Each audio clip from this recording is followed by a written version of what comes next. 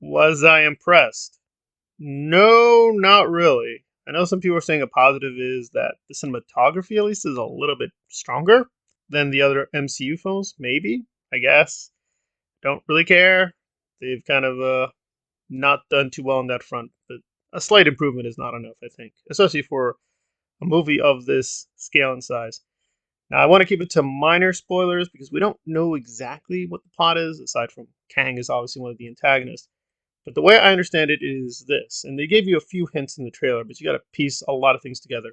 Casey apparently is in danger. It's unclear if Kang kidnaps her, but whatever it is, she's in danger.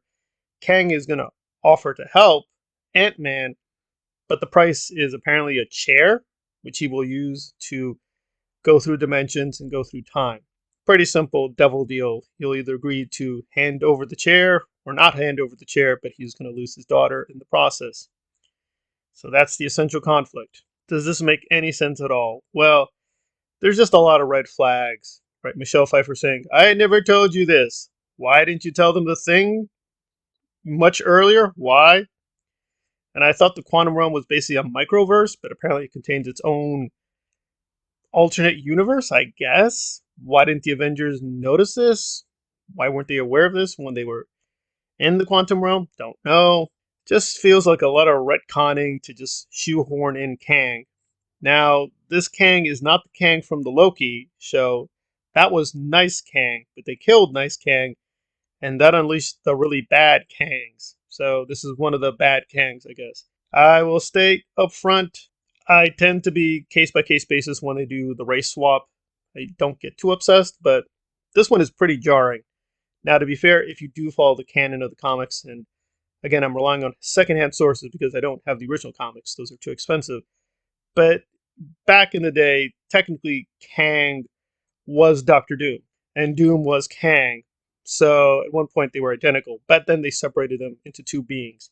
I prefer that canon, and as far as I know, no nice way of putting it, Kang was white. He was not black. So now he's black. So I don't know how they're going to figure that one out. I assume Doom will still be white. Now, it can still work, technically, because basically Kang is a very distant relative from the future, but it's just going to create a whole lot of complications. As far as the actor himself, from what I understand, he's a good guy. He's a nice guy, but I did not like him on the Loki show. I just did not think it was a good performance. I thought it was really stupid and silly.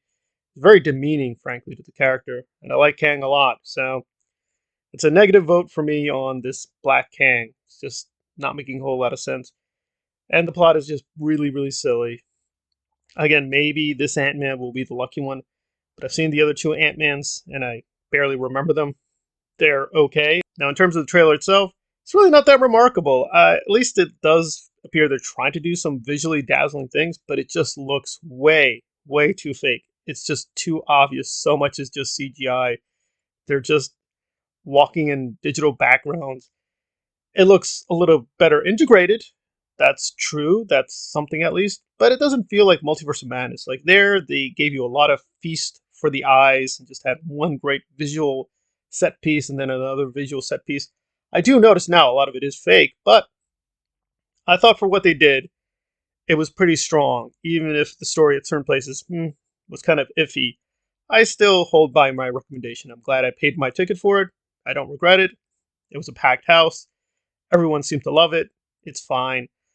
But this doesn't feel like that. It just feels like kind of they're trying to be creative, creating all these aliens or different humanoids or whatever it is.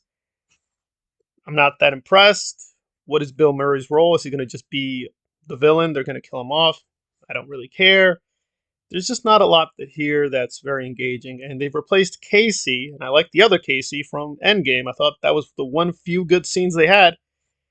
They just replaced the actors for no reason. So they're just giving me a whole lot of red flags. I'm sure Peyton Reed is a nice guy. He's not a bad director. He is capable of doing good films, but he just doesn't have much of a strong auteur vision, and it just seems more of the same thing. It just looks more fancy. They spent more money, spent a lot of money on the Elton John song, apparently, but I don't see this going anywhere, frankly. So for me, it's going to be a negative vote. But that is essentially going to be the plot. Ant-Man has to hand over a chair to Kang so he can travel all over the place and cause more chaos.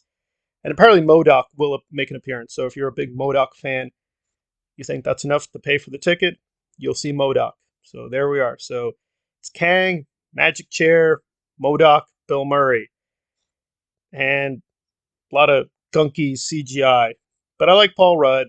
I don't wish him any ill will. I'm glad he's getting these big paychecks, but really, I don't know. They left him in a good place with Endgame. At least his character actually did have some good development, but I just don't see why this is going to do anything with the promising kind of conclusion they had there with his character. It just feels like a lot of CGI gunk nonsense and very iffy politics on the race front.